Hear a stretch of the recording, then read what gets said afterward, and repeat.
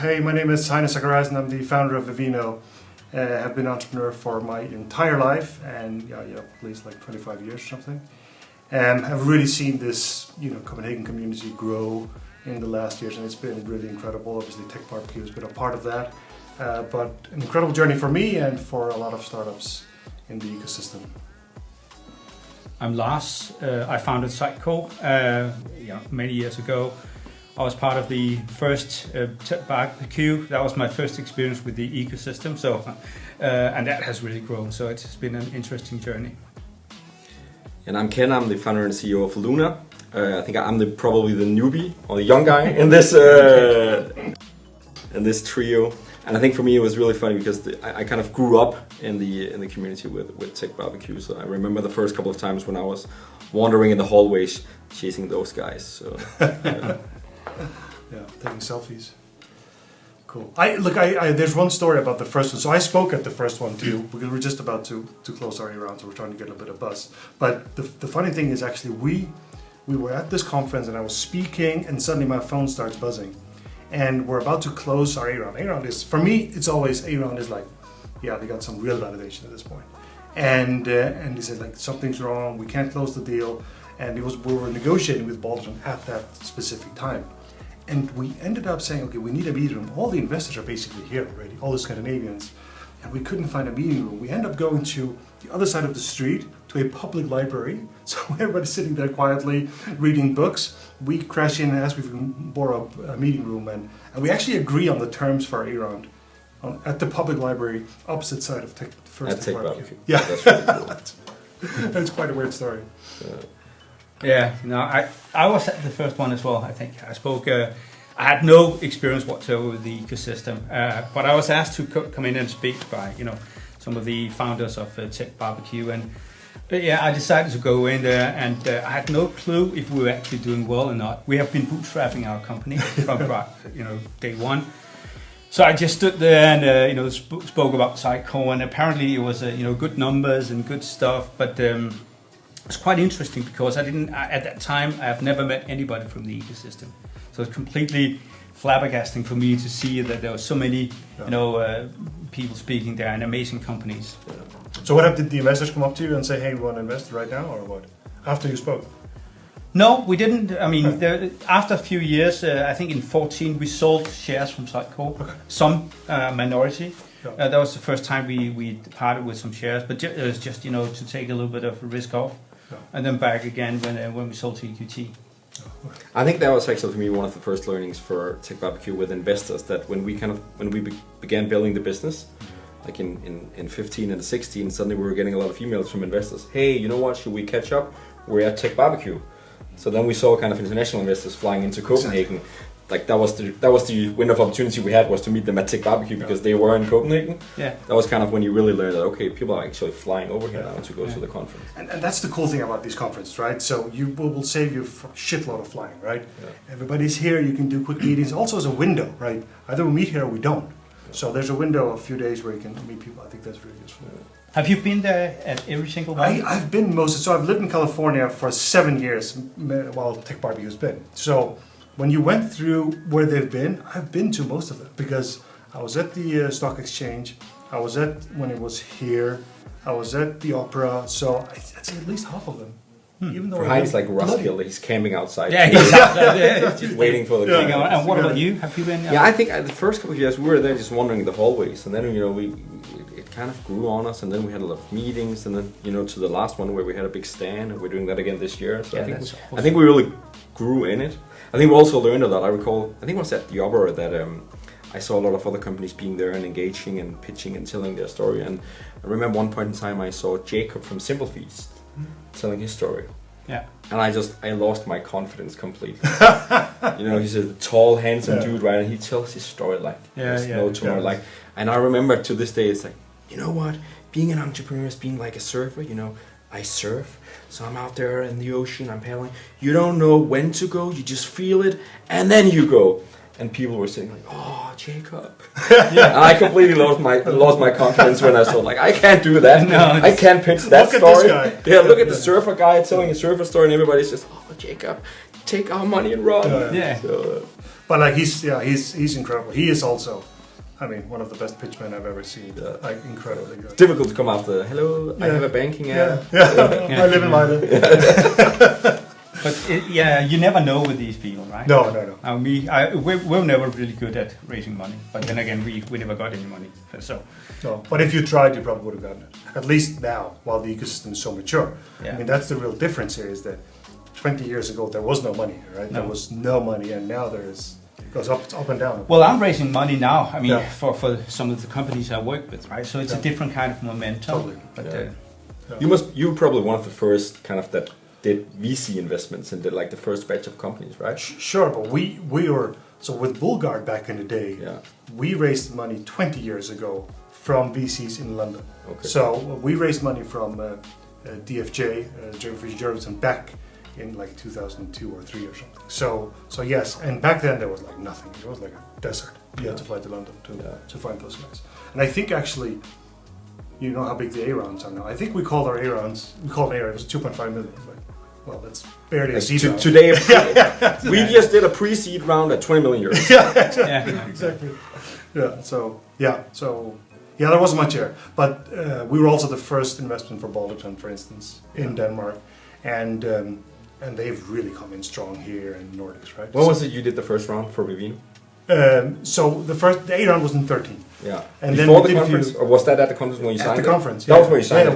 That was the A round. We agreed on the terms got at the it. conference, right? At the public library there. Yeah, okay. how much did you raise at that time? At 10 million. So back then it was, for the day, it was a really big A round. That was it's fine. It's okay. You can still call it an A round. It's like a competition these days. Yeah. Who can have the highest amount of money for the earlier stage of the business, right? But it's swinging right now, right? So I think we're gonna come down. See lower valuations, we will. We will see smaller rounds and lower valuations. It's going to be interesting to see also kind of the investors coming into Copenhagen for the conference in September. Yeah. You know, what's the status of the economy and what are the rounds? See investors, but also the portfolio companies. We see a lot of the pictures, obviously, and even now today, you can see that there's a little bit of stress on them. Yeah, they begin a little bit. Are you more changing? frantic. Are you changing your investment thesis with the downturn you're seeing now? Yeah, I mean the cool thing about being a private investor is you do not have to live by the same themes as a venture company, right? So you can sell when you want to and you can buy when you want to. So we have been been fortunate to have some very good exits so far this year, and then I'll hang on and look to invest over the next couple of years. You're scooping up all the good deals the next couple. We have 40 companies in our portfolio now. but no matter what you do, valuations are just going to come down by themselves, right? Sure. It's just the way it is. Sure. So. It's not fun being listed right now. Oh no, it's rough. But it affects all of us, right? Even if you're not listed. Yeah. Whatever is out there on the stock exchange, that's going to affect all the private companies too. Yeah.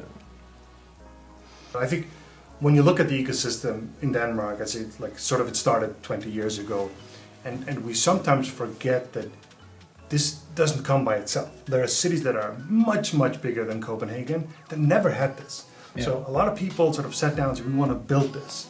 And that's why we have this today. And I'm not going to take any credit for it, but a lot of people did that, including the state, and made this happen. And I think that's pretty awesome. That's why we are where we are.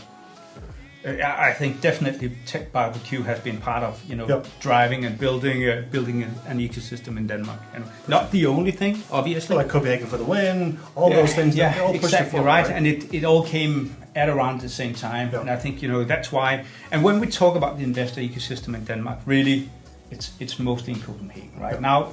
Fortunately, Aarhus is picking up. We start seeing a great ecosystem in Odense, but still.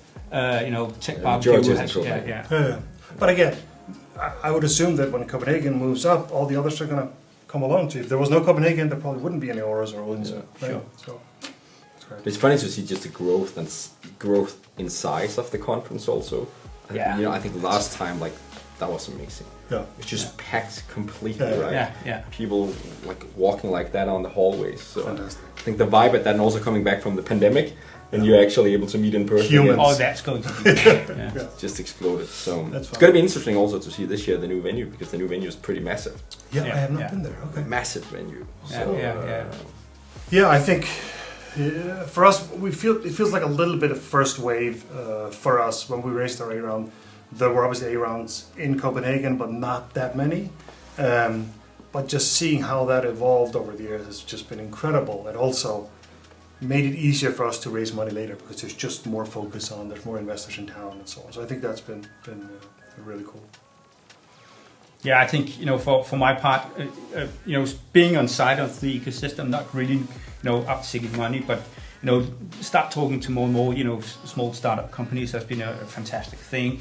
And, first, the many years I was just an observer, and then I became part of the ecosystem as, I started exiting and started investing myself. But also, now representing many of the portfolio companies and, helping them to talk to, VCs and equity funds is a fantastic thing. And it's just massive now to be part of this, right? I remember first, it's completely chaos. Yeah. The first year, completely chaos. When I think I was the fourth speaker, we were already 1 hour, behind schedule.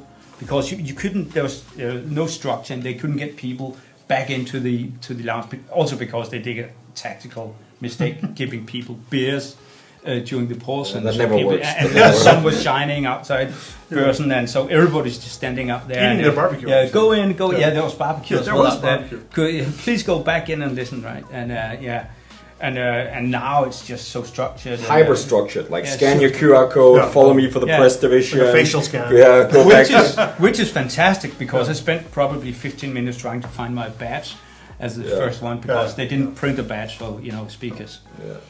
I think they all know Heine, right? So he's being applauded. And, oh, he's back! He's back! Oh, no, Mr. Heine Soprano.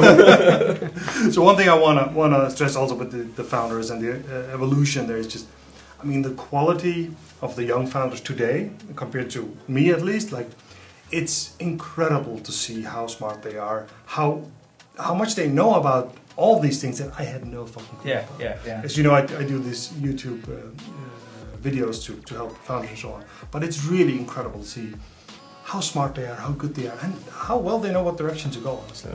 I totally agree. I think, just our own experience having a stand last time, we had a lot of newly founded companies that came to the stand, and just when they did presentations, like, let me tell you my story and let me tell you my pitch, that was amazing to hear. Like, I recall when we launched did the first pitch deck, I had no idea how to build a cohort, how to tell the right story, right? Oh, yeah. They just do it right away. Yeah. Probably listening to you. That's yeah. But I think also, just from my own perspective, I think it's funny starting from walking the hallways and just the vibe, taking everything in and meeting people for the first time and telling your story. To now, I think when we were discussing whether or not to exhibit at TechBBQ, we couldn't really do a clear business plan for it. Why are we there? But I think that was really part of it, just being part of that conversation. Yeah. So for us, it's not a matter of signing up new businesses or competing with incumbent banks in the Nordics. It's mainly for the dialogue and the ongoing buzz, right? So I think that's just been amazing. But you also made it part of your business that you're the bank for the entrepreneur and so on. Right? Not necessarily startup, but entrepreneurial, right? Yeah, and also just Lunar's just a Nordic business, right? So in contrast to many other businesses going to the US or to the UK, we really focused on the Nordics. So obviously we have to be at the largest tech event in the Nordics as well. But I think it is a networking event more than a speakers. Yeah, totally. Yeah. Is there anything that you could highlight about the Danish ecosystem? Some companies that you think that we should be proud of, and it's okay to mention your own. So any type of startups that, for the international audience that listen to and tune in, that could be some of the front runners also, because in 2013 there were not that many great companies. I got one at least, I think the challenge now is that Heine, you talked about the first wave, and you're definitely one of those, right? But from kind of the first wave back to 2013, you had like 3, 4, 5 companies. Vivino is an example, right? That you spoke of as, proud of being a Dane, right? This is a Danish company they're really proud of, or halfly Danish anyways, right? But I think now there's just so many, right? So it's difficult to... Which is fantastic. It's difficult to select just one or two in it, because there's so many super great companies. Yeah. I think one thing, if I want to mention one, is, and they did speak at the Mikkel Svane did speak at the first, as far as I know, remote. So it's Zendesk, right? And I think the reason why they're really important is that they sort of came before and they bypassed the ecosystem, and they did that because there was no ecosystem. So I think they're the sort of a symbol of, oh shit, we fucked up, we missed these guys. Yeah. And I don't think that would happen today, right? If that happened, we sort of messed up. So I think they're an important symbol of that, that can happen again. I think if I'm to look at an upcoming company that could be potentially be a breaker, then I invested many years ago at Seaborg, it's a nuclear company, together with David Helgeson, and what is interesting to see is that this company has been solely been funded by Danish angels or individuals so far, right?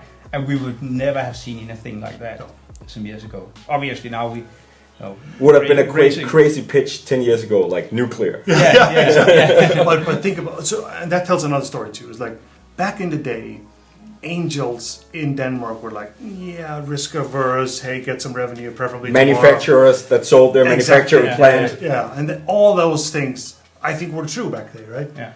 And now you can fund somebody who does nuclear and maybe has revenue 10 years from now.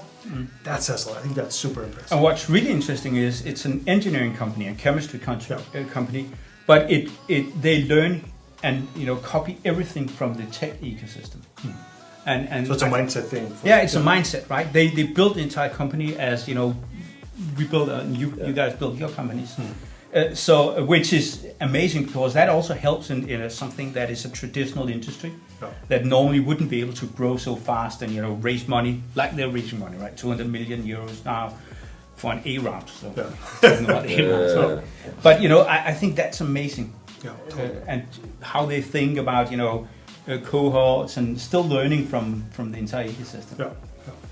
I think also the complexity of companies starting now has changed dramatically. Kind of, looking, I don't know, 7 or 8 years back, there's more, we build an app for this, or we're doing whatever for that. Now it's nuclear or AI, robotics, whatever, right? It's mind blown. Yeah, super visionary, right? And it's incredible they can get funding for that. I recall the first time I heard about Labster. What do you do? Yeah. What is Labster? That's also a pretty amazing company. Yeah, totally. And how do you sense that the Danish ecosystem or the Nordic is performing on, of course, general terms in comparison to other parts of the world that you travel to and visit? And also you have colleagues around throughout the world. So what is the talk in town? Yeah. I think we're doing well, I must say. I think we're doing well, and we did talk about this earlier, that I go to much bigger cities that don't have ecosystems that are as strong as Denmark and as the Nordics. So I don't know Oslo that well, but Stockholm is incredible, Copenhagen is incredible. And all doing really well. Obviously Helsinki, and they have a big conference too, obviously, No, I think, Nordics is doing really well. Yeah. In general, Nordics is doing well. You see countries and, regions that is doing even better, Israel, for example. But, in general, I think we are doing fantastic. Yeah, I agree. I still feel we're just reaching out for Stockholm. They're still, right? We're still waiting for that Danish consumer something that will just conquer the world, like Spotify or Klarna or whatever. That's next in line, hopefully. Yeah, totally. Swedes are good at that. It's annoying, but they are. Yeah, super great. Talking about the ecosystem, I was told by Jesper Gadsbøl that we're only halfway. It's the 10th time that TechBBQ is taking place, but the ecosystem is only halfway there, so it takes another 10 years to properly build and consolidate, because there's a lot of new initiatives blooming, but how can we... I have something for that. So when you build, we sometimes talk about Silicon Valley. We have to remember they've been building in Silicon Valley for 50 years. It's a very, very mature. There's a reason why they are number one by far. They've been doing 50 years. I think what happens when you build an ecosystem, you start with early money and then it keeps going. And we're not there yet. We're still missing a lot of the late stage money, I think. I'm not sure what your investors are like. A lot of them are from other Nordic countries, let's not mention any names, and the same goes for us. So we're still lacking more late stage money in this particular ecosystem. Yeah, absolutely. I think we're seeing it now. Yeah, it's coming. So without naming them, right, I think just the last 2 or 3 months, we've seen really late stage Danish investors popping up Yeah. that we were really not aware of existed. They Oh, reached okay. out themselves, like we're creating this vehicle for late stage. So I think I think it's slowly It's getting coming. there. Yeah, it's maturing, and it Yeah. starts early, and then it just keeps Well, going. there are two things that I agree with you, right? It is, first of all, I think we are still, very tech focused, so it's very, software focused. So we could probably broaden it out a bit. The other thing is even though we start seeing the beginning of, enterprise investments, I still think, we're just scraping a little bit, right? And we have seen some, but we haven't seen the very large investments. I agree. It's going to come, for sure. I have 3 more questions. That was 3. We're done with 2 now. So one of them is talking about what you highlighted some of the positive things. What are the missing parts in order for the Danish ecosystem to really excel, in your opinion? What's missing? You were talking about it just briefly before with some of the later stage investments, but could you maybe elaborate? I think what we could use in Denmark already is kind of dividing maybe the community, because right now we see sectors really growing. So just from my own side, right, fintech, massive sector in the world, right? So I think just fintech as a community could, because it feels like the Danish community is so large right now that we can actually see subsets. Verticals. Yeah, exactly. So you have fintech, you have robotics, or whatever that might be. I think because then you would have even more specialized dialogue, specialized investors. So I think that should be the next stage. But in the other hand, I mean, what we're also seeing is having robotics living in Odense only, right? And it could be cool to see the robotics people participating more in Copenhagen. I also think if we look at medtech or biotech, these are separate ecosystems, and I think we could learn from each other. So having specialized topics, but still coming together could be really good. Yeah, I'm sure. One thing, we sometimes talk about, taxes and stuff, and there might be something on options and so on, but that's sort of more tactical. I mean, one thing that sometimes was a problem back in the day was when you got people coming from outside to work to Denmark. It was a little bit hostile towards people coming from the outside. I think that has improved, but that's crucially important. I mean, we have around 200 people in our Copenhagen office. I think we got 30 nationalities or something like that. So they're from all over the world, and we really want that. We can attract talent from most places, which is fantastic. I mean, you experienced hostility. I don't. Well, when the minister goes out with a cake and celebrates restrictions on people coming in, so those things, some really bad PR stories came out a few years ago. All right, that part, yeah. But I think actually we also learned firsthand some challenges around being in an ecosystem that's growing, because I think from just Lunar's perspective, when we were kind of growing out of a Series C to a Series D, then you really need to attract, being an attractive workspace for people that tried it before scaling businesses of that size.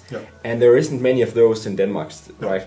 Who are the benchmarks you're looking for, right? We might be able to steal colleagues from you, right? But it's like you're still lacking that, scale-ups that can fulfill the journey, and then they go out in the ecosystem, get new jobs, and spread their knowledge, right? Teach others and so on. Yeah, so we're still in a position where and I think that goes for all of us, we're getting colleagues from abroad because we need those resources and competencies. We don't have them yet in Denmark. No. Example is like engineering is engineering, right? But like product management has been really problematic, right? Agreed. That's the biggest challenge. That's the biggest challenge of them all. We're still first generation there, right? But 10 years from now, that's probably going to be amazing too. Look, we hired a CPO, and he resides in London, right? So he flies in and out. And he was really, he had a shock when he kind of learned that there's no PMs that you can actually attract in Denmark, right? So and we're a consumer, right? And there just isn't that much, right? So. Great. So I would like to. So the last 2 questions is. So the second last one is your individual, personal, unique, like Vivino story, Sanko story, and Luna story. So could you share something that the audience might have not heard about, something that you would like to reveal, or it could also be. A story that you've said before, of course, but something that could be like 30-second, Okay. 1 minute. I might have to think a little bit on that. Yeah. But I can come up with mine, and it's Yeah. a little bit embarrassing. So good. we sold Sitecore, and it became a unicorn. And as I said, I wasn't really into the investor ecosystem before we sold it off. So I was interviewed by TV, and they asked me, how is it to build a unicorn? I said, yeah, no, that it's fine, and it's been a journey and stuff like It's that. fine. And then I had to go home and Google. What's a unicorn? I had no fucking clue what it was. That's a good story. Yeah. One older story that I do remember is that, look, we're a wine app from Copenhagen, where there's no wine, there's no nothing. I come from the Faroe Islands, which, when I grew up, there would be two types of wine, maybe a red and a white. That's it. So those were the two categorizations. So I just remember when we raised our A round, like one of the first wine app to do this, and someone present, how the hell is this app not French? And it's true, it's we're total outsiders coming out of nowhere. I think that was kind of cool that we can sort of disrupt in many ways. Yeah, that's cool. I think for me it's more a kind of a humble experience from the last time, and again coming back to that was the time when we had to stand for the first time, because I felt when we signed it on and when I saw the drawings, nobody knows Sluner and should we get the stand, and then so it was really a humbling experience to get there, and then it was just flooded with people coming over, so that was really kind of I think it injected some confidence also in the team that we actually we're building a brand that people are aware of. So just that kind of a pivotal moment, I would say that. But also, for you, the people you start surrounding yourself with, being at conferences, speaking, that must be, I remember first time I was in Vegas, not the first time I've been speaking in a lot of conferences, Sitecore conferences, but we had one in Vegas with 4,000 participants. And just, the going out there in front of all these people at once, right? And they were all there just for a Sitecore conference. That was really weird. Yeah. That is cool. But it comes back to also, so why do you do this? Why do you work hard to build these companies and so on? Obviously there's money that motivate you and so on. But for me, when people come up to you and say, I think it's amazing what you built. And I think that is incredibly gratifying. I mean, I'm sure you see the same thing. Yeah.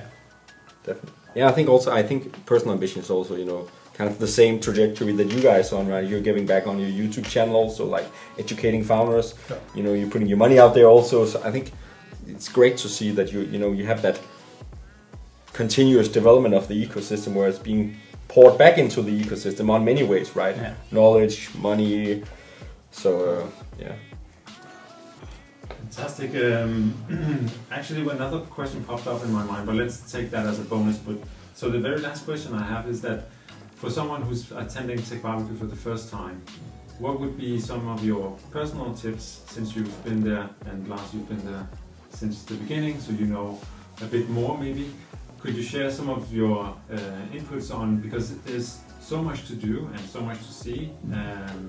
I can go first on that maybe. I think also coming back to walking the hallways, I think you have to network a lot, and working in Denmark is we're a bit more closed around ourselves than you are elsewhere. No. So you have to open up. You have to force yourself to open up and bang down some doors, chat with people that you don't know.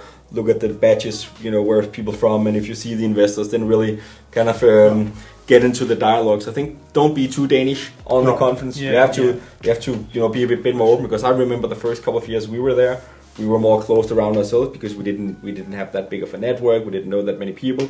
It was the first time we were trying to build a business, right? So I think that's really the way you should just. Yeah, I fully agree. You kind of grabbed my thunder there, but I fully agree. But also enjoying it, right? Yeah. If you go there and enjoy it and just learn and speak to people and open up. I mean, also listen to people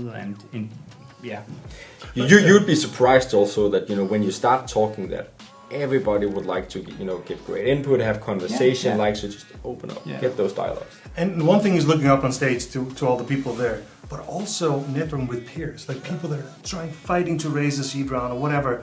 Yeah. Building that network is incredibly important and very valuable. Same problems at 2 a.m. you call them and I'm like, what the hell do I do? And they have the same problem. Especially in the early days, you want to have those that translation of VC lingo, right? Yeah. What does it actually mean? Congratulations on your big achievement means no, and so on and so on and so on, right? Yeah. True.